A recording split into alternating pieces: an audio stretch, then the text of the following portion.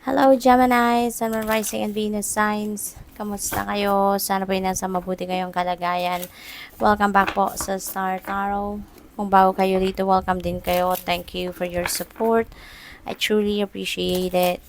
God bless you all po. Una mensahe ni Gemini Creator Air. Ayan, so, this is your energy. No? This is your energy. At, that is going to be heightened sa ngayon yung energy ninyo.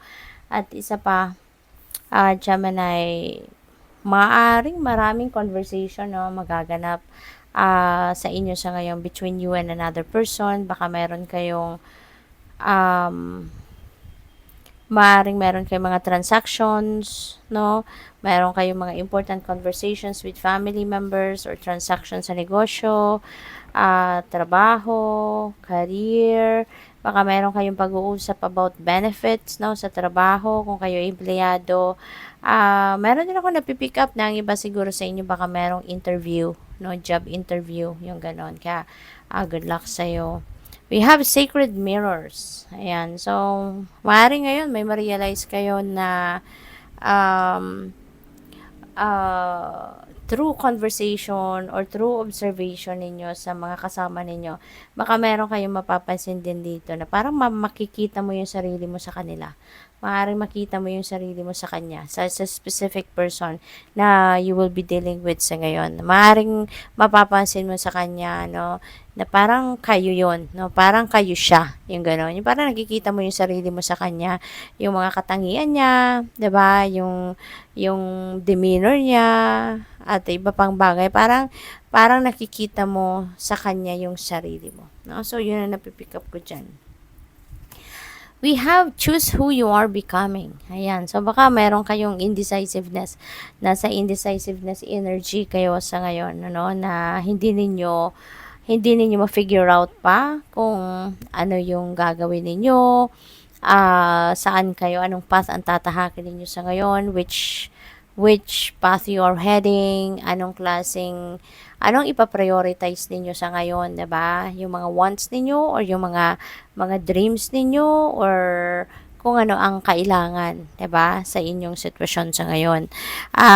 Meron din dito akong napipick up na siguro marami kayong gusto na mangyari sa buhay ninyo, marami kayong pangarap, pero hindi kayo ngayon makapagdesisyon kung alin yung ipa-prioritize ninyo, alin yung uunahin ninyo na gawin. Gratitude, again, no? Kasi nga, siguro, again, maraming blessings ang dumating sa inyo or maraming blessings ang dadating pa sa inyo. Kaya, reminder ito para sa inyo, no? Na again and again, regardless of kung ano man ang dumating sa buhay ninyo, that is a blessing. Kaya, every blessing na dumadating sa buhay ninyo, wag na wag kayong makakalimot na magpasalamat. Okay? Always be grateful for everything that you have in your life. Always be grateful of anything na dumadating sa buhay ninyo. Kasi yung gratitude natin, susi yan. Parang nagiging susi yan, no, sa floodgates of more blessings and abundance and prosperity to come into our lives. Kaya kahit ano, no, dapat nga pagkagising natin sa umaga after a night's sleep natin, pagising natin, before we open up our eyes, 'di ba? Kapag gising ng diwa natin, magpasalamat tayo, no? Yung prayer na sasambitin natin is gratitude. Magpasalamat agad tayo for another day, no, na binibigay sa atin ng universe na i-enjoy ang buhay. We have the Hierophant. Ang iba siguro sa inyo rito is going to get married. Ang na-pick up ko agad dito, may magpapakasal sa iba sa inyo. So, maaring yun ang kaganapan, no, ng iba sa inyo dito. You are getting married, or maybe ang iba din sa inyo rito, baka hindi kayo yung ikakasal, no? Pwedeng maiimbitahan lang kayo sa isang kasalan, or baka kayo yung nag-organize, baka kayo events planner, pwedeng ganun. At meron kayong fina-facilitate na kasalan. We have the Emperor. Napakaganda ni Emperor energy kasi lalo-lalo na pagdating sa inyong money, career, and finances, family, and relationships. Napakaganda nitong energy na to kasi this is about stability. So, maaaring yung mga areas of life na yun yung ipaprioritize ninyo sa ngayon. Maaaring yung mga areas of life na yung yun yung uunahin ninyo sa ngayon, laying a solid foundation on those areas of life. Maaaring yun ang ipaprioritize ninyo, no? Na makapag-establish kayo ng source of income ninyo, makapag-establish kayo ng negosyo, ng financial empire, makagawa kayo ng sarili ninyong financial empire, at financial security and stability for the long term. So, siguro yun ang paghahandaan ninyo sa ngayon. What else? We have Four of Wands. Ayan, this is another 4. So, this is synchronicity po. Meron tayong number 4, Emperor, at 4 of Wands.